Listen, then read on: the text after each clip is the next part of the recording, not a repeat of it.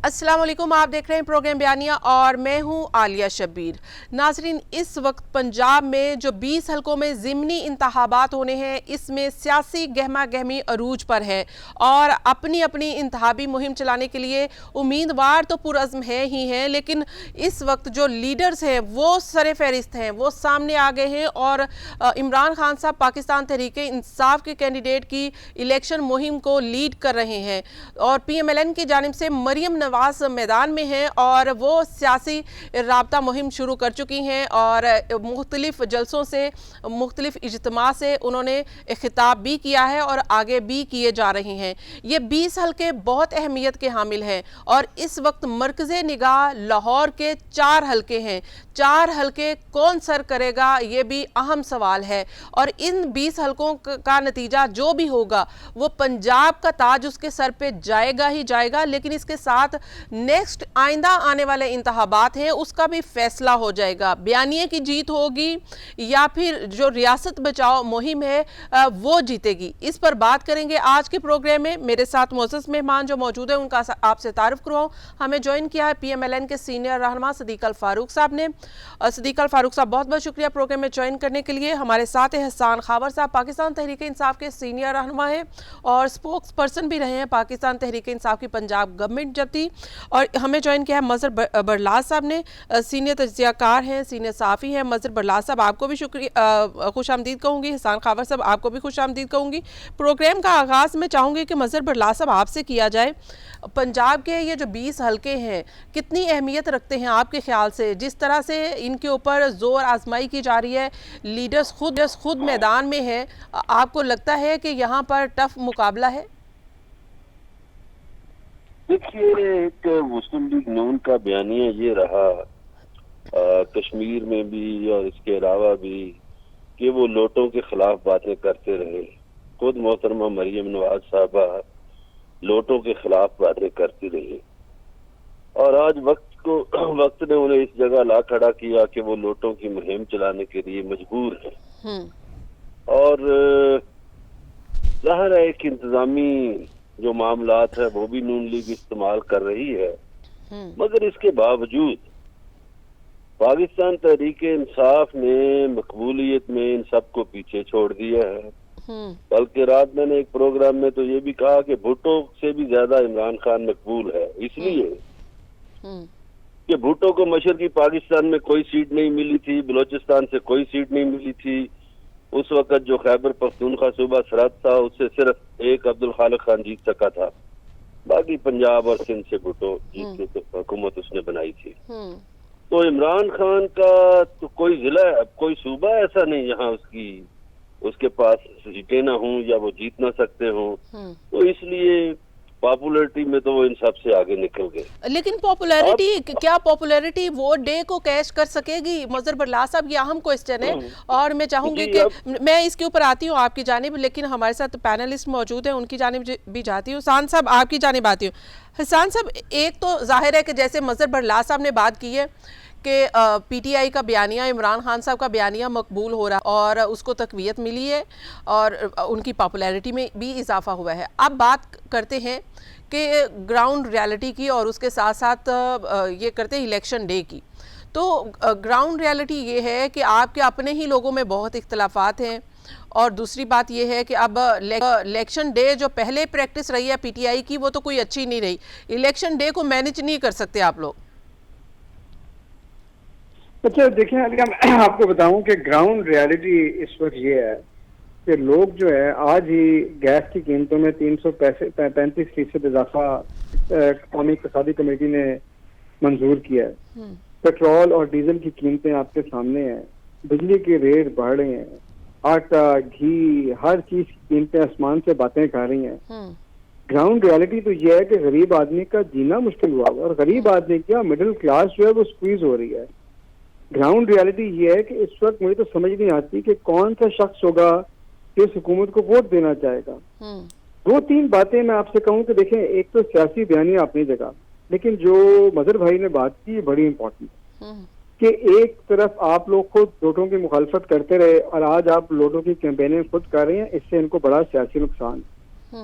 दूसरी चीज ये है कि ये जो 12 जमातें इकट्ठी हुई, इनका जो अपना वोटर है, इनका जो अपना वर्कर है, ये तो जवान हुआ एक दूसरे के खिलाफ, एक दूसरे को गालियां दे के, एक दूसरे के खिलाफ सियासत करके।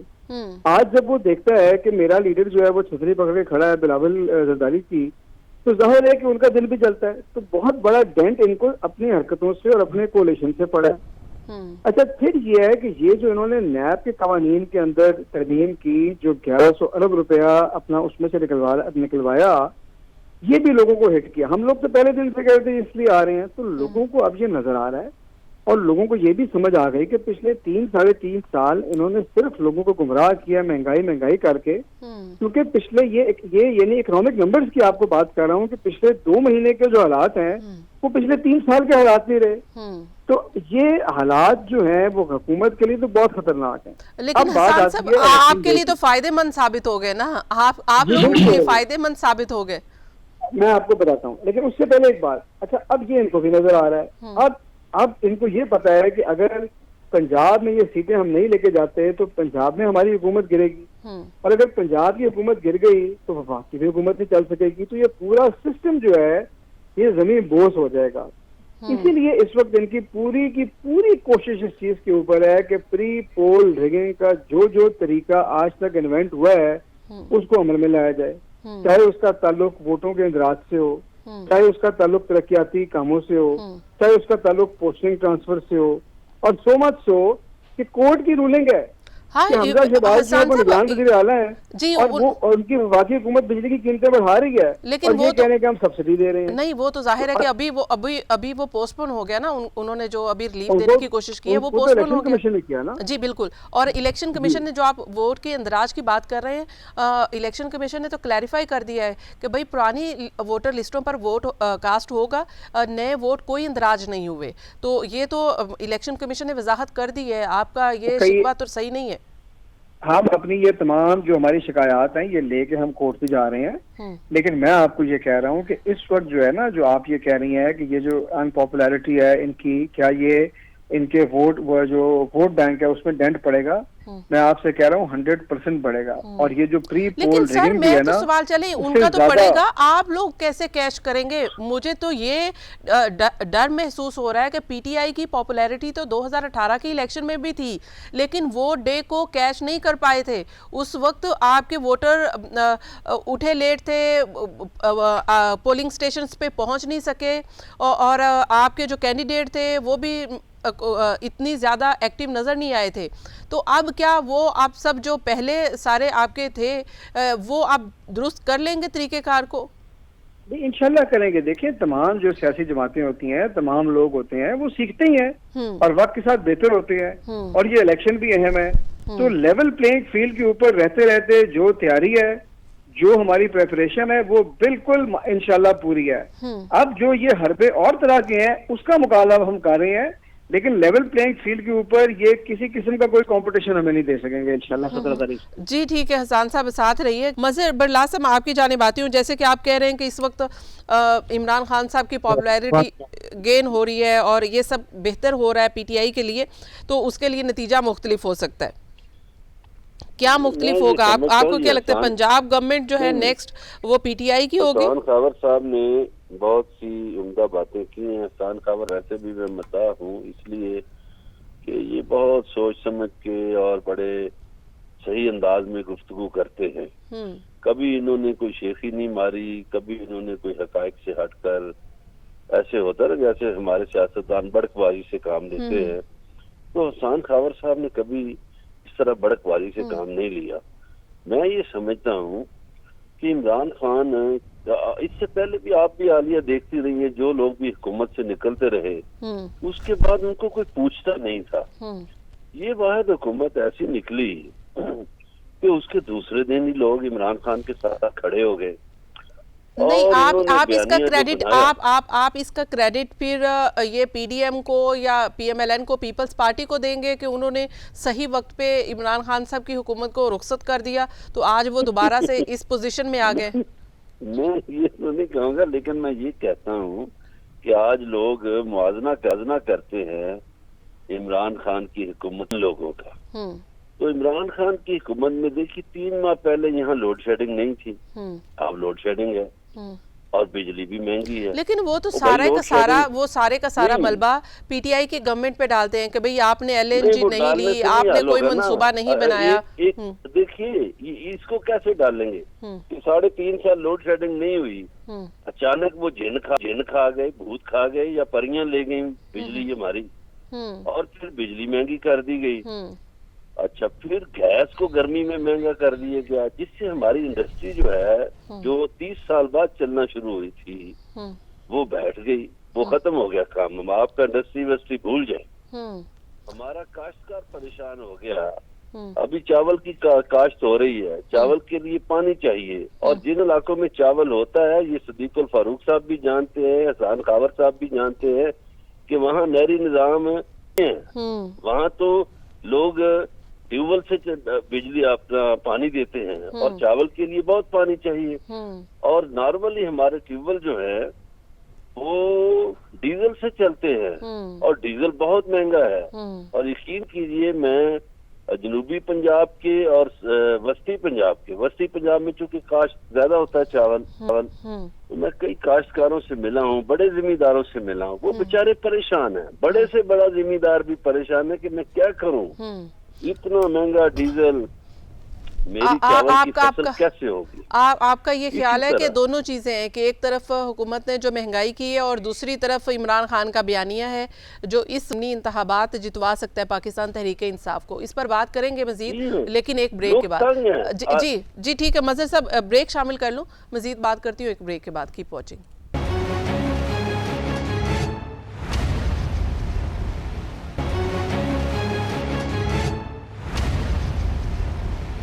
वेलकम बैक नाज़रीन, प्रोग्राम एक बार फिर से खुशामदीद। सदीक अल फारूक साहब की जानिब जाऊंगी और पंजाब में 20 हलकों में जो ज़िमनी इंतखाबात हैं, कितनी मुश्किल है PMLN को इस वक्त जब वो अपनी इलेक्शन मुहिम चला रहे हैं। अब महंगाई है, पेट्रोलियम की कीमतें आए रोज़ बढ़ रही हैं और बुलंद तरीन सतह पर हैं, तो कैसे आवाम को फेस कर रहे हैं। सदीक अल फारूक साहब, बहुत मुश्किल है आप लोगों के लिए तो इलेक्शन कैंपेन करना, जिस तरह के हालात हैं। बिस्मिल्लाहिर्रहमानिर्रहीम। देखिए, आलिया शब्बीर साहिबा, कल फिर कीमतें बिजली की बढ़ी। हम बिल्कुल इलेक्शन कैंपेन में हैं और हमें कीमतें बाज़ चीज़ों की बढ़ानी पड़ी और बढ़ानी पड़ रही हैं। इससे मुश्किल तो है, लेकिन अगर हम सिर्फ इलेक्शन को देखें और इमरान खान के दस्तखत शुदा जो IMF के साथ मुआहदा है उस पर अमल न करें तो मुल्क दिवालिया भी करार दिया जा सकता है। वो इससे ज्यादा बड़ी मुश्किल बल्कि मुल्क के लिए मोहलिक हो सकती है। जहां तक अवाम का ताल्लुक है, हमारा वोटर अल्लाह के फजल करम से बिल्कुल अपनी जगह पर कायम है।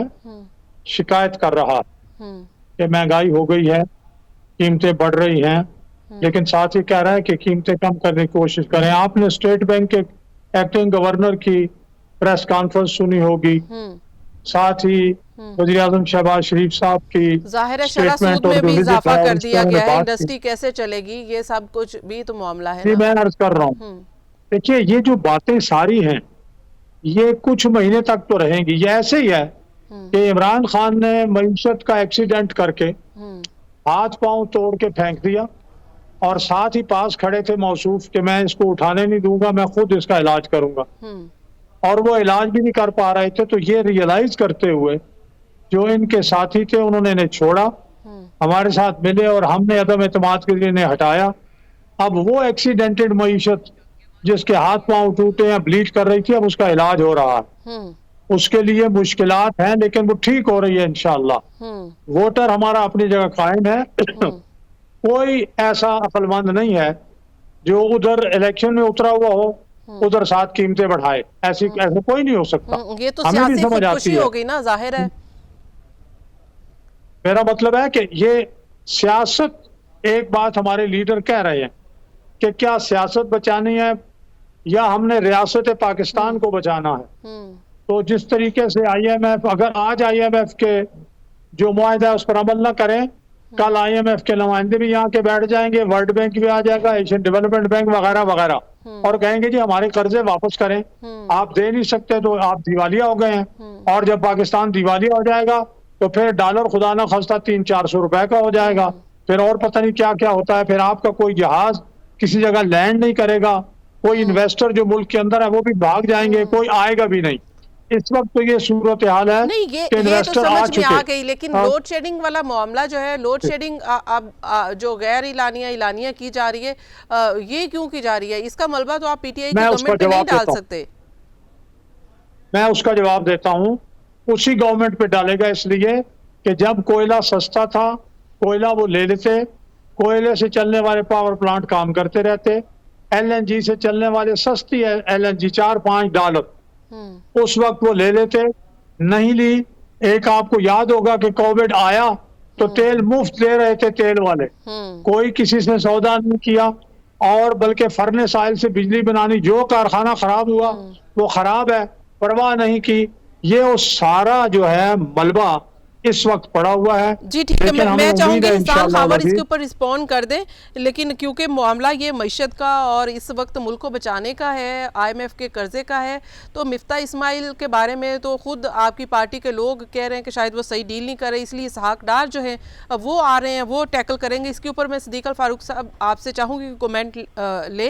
लेकिन हसन खावर साहब, इसके बावजूद भी जो कुछ हो रहा है, PMLN ये समझती है कि उनका वोटर आज भी उनके साथ खड़ा है। और दूसरी बात, जो कुछ भी है, अगर IMF कह रही है बिजली की कीमतें बढ़ाएं, पेट्रोलियम की कीमतें बढ़ाएं, तो वो क्योंकि PTI ने एग्रीमेंट किया था तो उसके तहत कह रही है, तो ये मजबूरी बन गई है इस वक्त PMLN की।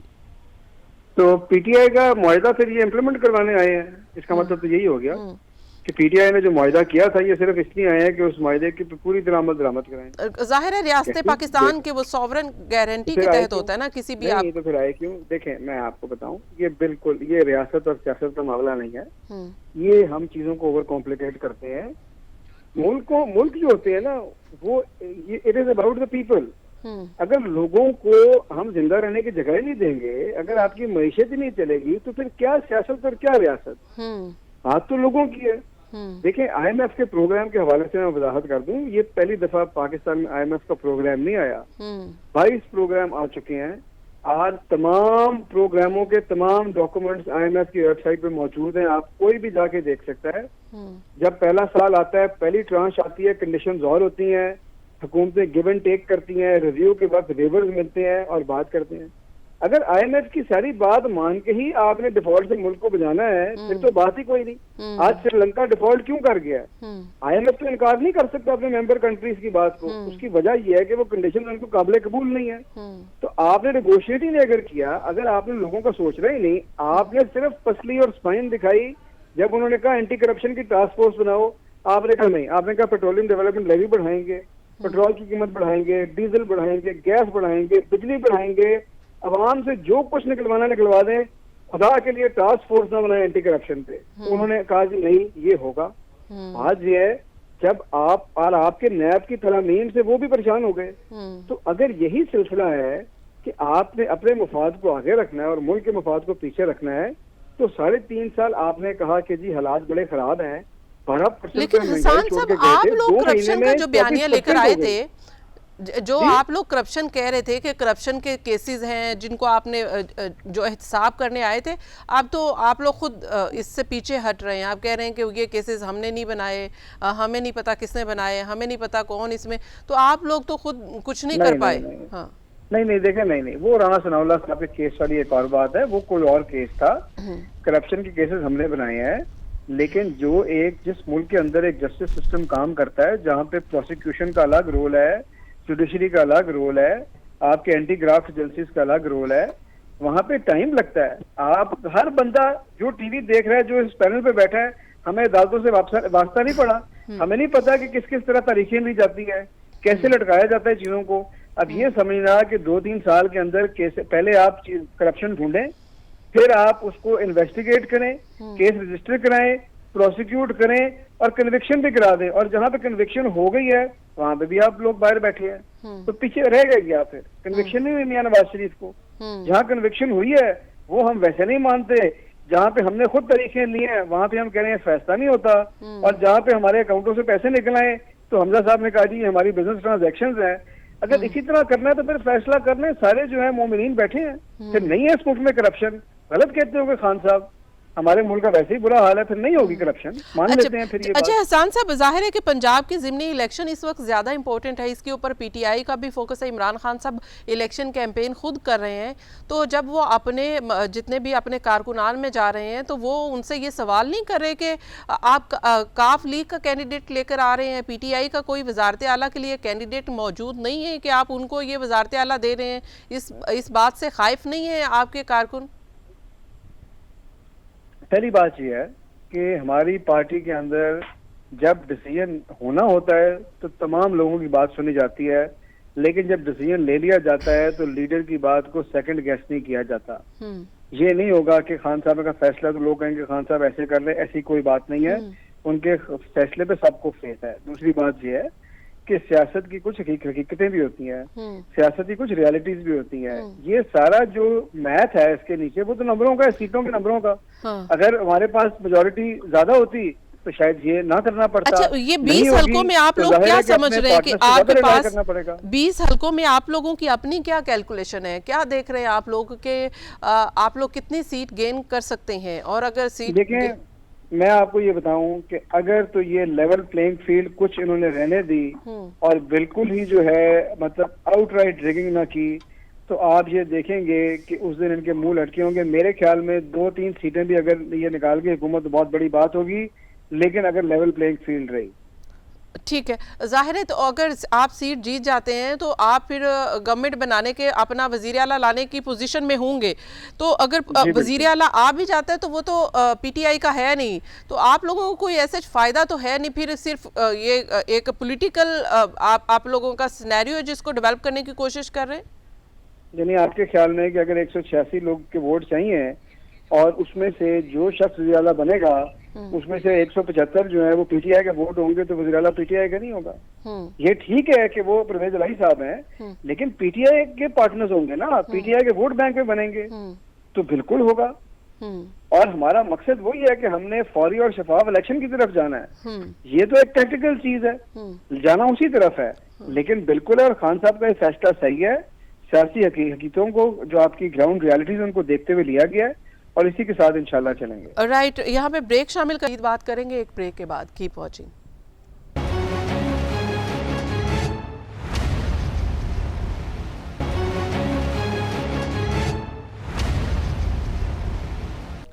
वेलकम बैक नाज़रीन, प्रोग्राम में एक बार फिर से खुशामदीद। और अब मैं चाहूँगी कि मज़हर बरला साहब आपकी जानिब आऊँगा और पंजाब की अगर बात कर लें इन 20 हलकों में, और आप ये समझ रहे हैं कि पीटीआई गेन कर सकती है, तो मेरा आपसे ये सवाल ये है कि अगर पीटीआई ये सीट इसमें से मेजॉरिटी में आ भी जाती है, गवर्नमेंट बना भी लेती है, तो जैसे मैंने हसन खावर साहब से पूछा कि पीटीआई को क्या फ़ायदा होगा काफ लीग को वजारत आला देकर?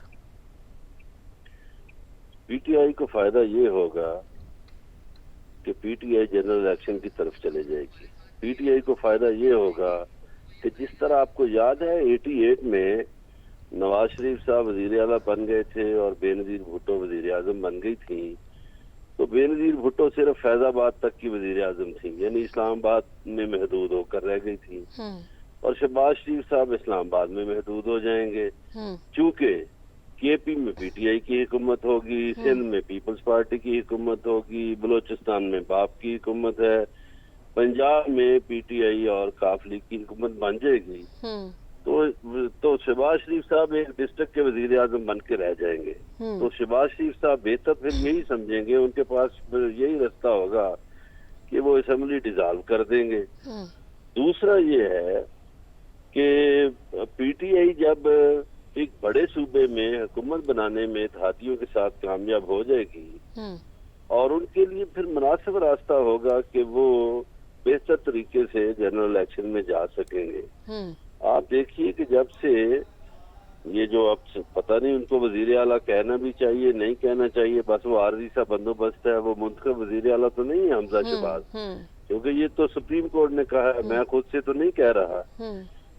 और वो जो बंदोबस्त है, ये बंदोबस्त तो खत्म हो जाएगा, इसलिए। लेकिन उन्होंने निगरान का जो लफ्ज है वो भी नहीं यूज किया, वजीर आला ही है मतलब के जी हाँ, वो इनके ताया हजूर भी इसी तरह होते थे कि वो 88 में भी निगरान वजीर आला भी होते थे और इलेक्शन भी लड़ रहे होते थे। ये इनकी पुरानी रवायत है कि ये हुकूमत में हो के इलेक्शन लड़ते हैं।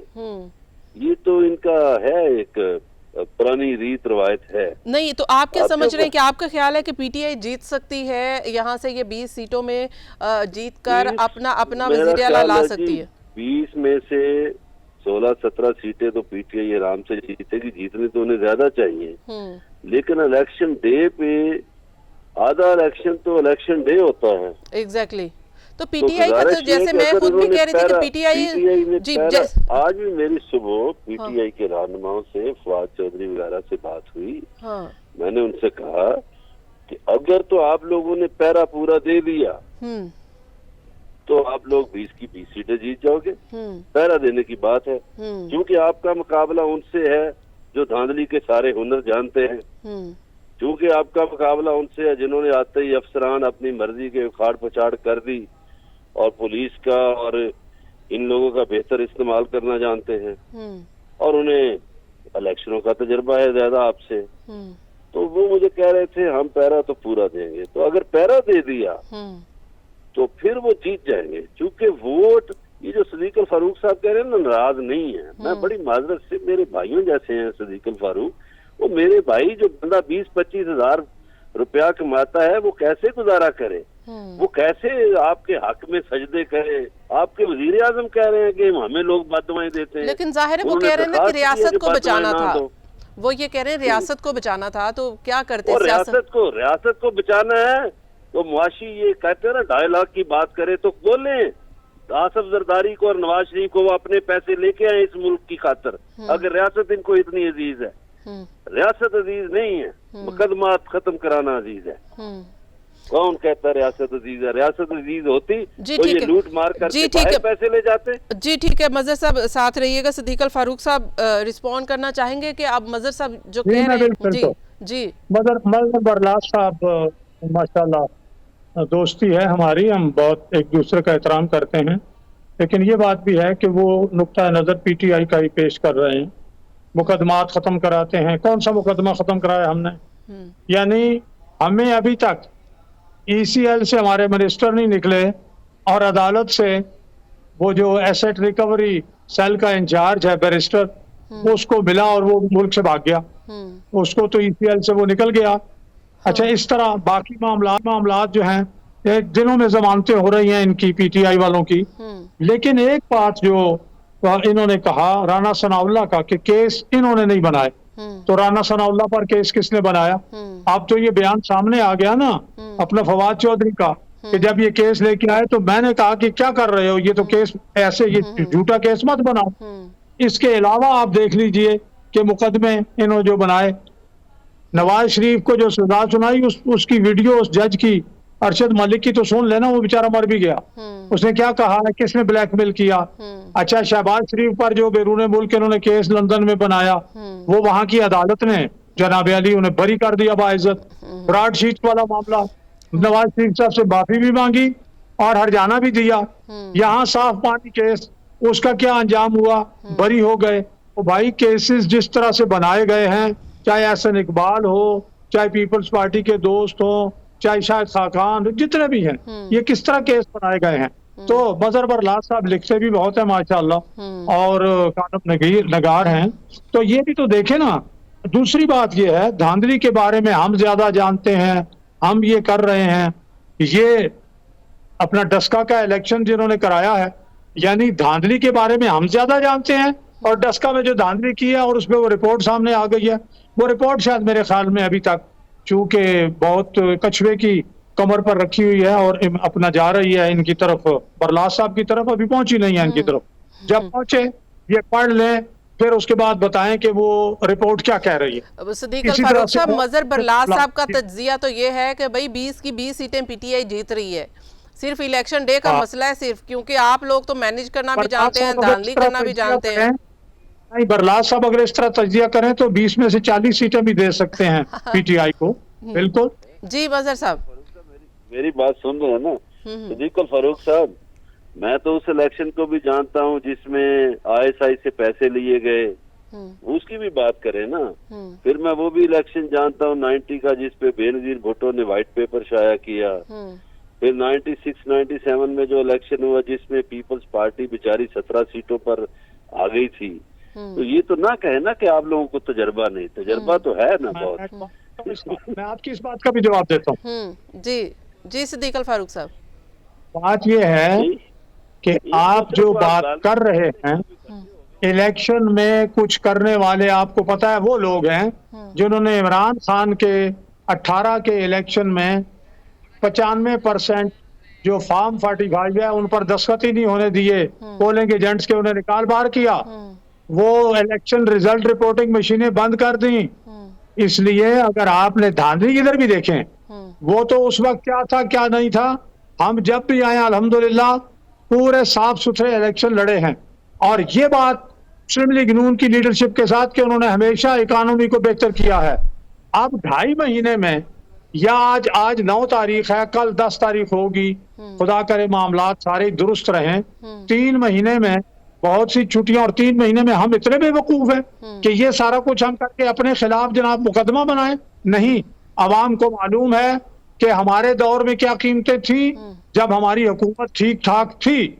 4 साल में क्या हुआ, फिर 5वें साल में किस तरह नवाज शरीफ साहब को जो मुकदमा बनाया उसमें कुछ ना निकला, फिर अकामा निकल आया, फिर ब्लैक्स डिक्शनरी में से वो चीज निकाली जो उसमें मौजूद नहीं है, फिर ये सारा मामला क्या हुआ। तो ऐसा तो ना करें ना मजहर बरलास साहब। अच्छा मजहर साहब, ये देखें कि जहां तक हुकूमतों को भेजने और हुकूमतों को लाने का मामला है, तो ये तो खान साहब के बारे में भी यही कहा जाता है। वो तो सुप्रीम कोर्ट में पड़ी है। एक दफा जर्नलों को बुलाया, उसके बाद हुकूमतों को लाने वाला जो मसला है, यही तो खान साहब के बारे में भी यही कहा जाता है। किसको कह रहे हैं? तो घूमते लाने वाले इनके साथ हैं। अच्छा, ये आपने तस्दीक कर दी, कह रहे हैं कि जी हुकूमत लाने वाले आप पीएमएलएन के साथ वाले आपके साथ हैं। फिर ये इसका मतलब है मान रहे हैं कि पहले इमरान खान को लाए हैं, तो आप हमें क्या दिया उन्होंने? आप तो मानते हैं कि 81 में नवाज शरीफ को वजीर खजाना किसने बनाया, 85 में, 88 में, 90 में, 90। अब आप 30 साल पीछे या 35 साल चले जाएंगे तो फिर तो परवेज मुशर्रफ का जो पोलिंग एजेंट था वो कौन था? इमरान खान था। फिर काला धन सफेद 98 में किसने कराया? इमरान खान ने। फिर उसके बाद 2017 में काला लेकिन वो तो सिद्दीक अल फारूक साहब, इमरान खान साहब ने माफी भी मांग ली ना। देखें, उन्होंने बड़ा काम किया, बड़े दिल गुर्दे का काम किया, उन्होंने माफी मांग ली, उन्होंने मुशर्रफ साहब का साथ देने का माफी मांग ली इमरान खान साहब ने। उन्होंने इसके ऊपर उन्होंने एक माफी, घड़ियां जो बेची हैं इसकी माफी कौन मांगेगा? काले धन की माफी कौन मांगेगा? अच्छा मजहर साहब, जी मजहर साहब लास्ट कमेंट कर दीजिए, मुझे क्लोजिंग। एक मिनट, तैयबा वाली माफी कौन मांगेगा? कमिटमेंट ये है कि ये लोग अपनी करप्शन पे पर्दे डालने के लिए आए हैं। देखिए 30-35 साल में पाकिस्तान में सरकारी एजुकेशन तबाह हो गई, सरकारी सेहत तबाह हो गई, महकमे तबाह कर दिए गए। ये इमरान खान ने 3.5 साल में तो नहीं किए बाबा, ये 50 साल में हुए हैं। और 50 साल में ये 2 खानदान हुकूमत करते रहे और उनके गुलाम जो है वो डुगडुगी इसी तरह बजाते रहे कि ये कर देगा भुट्टो। वो भुट्टो कौन सा जमहूरियत पसंद था? वो उसने तो 81 सीटें दी थी। आपकी उम्र 71 साल है, शेख नवाज शरीफ की उम्र 71 साल है, 50 साल से वो हुकूमत कर रहे हैं। क्या वो 21 साल के थे तो वजीर आजम बन गए थे? ओ भाई शेख मुजीबुर रहमान ने, देखे ना, अब एहतराम की बात है। अब आप भी वही पीटीआई के जो अच्छा, है नहीं आपने बातें शुरू कर दी। नहीं मेरी बात सुनिए। अच्छा लास्ट कमेंट कर दीजिए, फिर मैं ताकि क्लोजिंग की जानिब चलूं। जी ठीक है जी, लास्ट कर ले बात मजहर साहब जी। भुट्टो साहब जब आए, वो तो फिर हम बहुत पीछे चले जाएंगे ना, हमें फिर। मेरी बात तो सुने सिद्दीक अल फारूक साहब। भुट्टो साहब जब आए तो शेख वो जो 70 का इलेक्शन है, भुट्टो साहब ने 81 सीटें हासिल की और शेख मुजीब ने 162। अच्छा ठीक है, ये मेरे ख्याल में कि अब हम बहुत पीछे चले और इस जमहूरियत इल्ला का हासिल तकाज़ा- बहस का कोई फायदा भी नहीं होगा। और सिद्दीक अल फारूक साहब आपका शुक्रिया प्रोग्राम में वक्त देने के लिए, मजर बरला साहब आपका भी शुक्रिया, एहसान खावर साहब आपका भी शुक्रिया। नाजरीन, क्योंकि इस वक्त 20 हलकों में ज़िमनी इंतखाबात पंजाब में है, इनका नतीजा कोई भी हो, इस वक्त PMLN की पॉलिसी से इख्तलाफ भी हो या PTI का बयानिया कोई भी हो, इस वक्त अवाम मुश्किल में है, अवाम मजबूर है। ये कुर्बान ईद है और मैं चाहूँगी कि हुकूमत को चाहिए कि अवाम के ऊपर ही, अवाम से ही कुर्बानी ना मांगी जाए। इस कुर्बानी की ईद पर कुछ ये पार्लियामेंटेरियन और ये हुकूमत के अपने लोग ये भी कुर्बानी दें और अवाम को रिलीफ दें ताकि अवाम की कुछ मुश्किलें कम हो सकें। ये था आज का प्रोग्राम और जाते जाते आप सबको मेरी जानिब से, मेरी टीम की जानिब से बहुत बहुत ईद मुबारक हो। मुझे दीजिए इजाज़त। अल्लाह हाफिज़।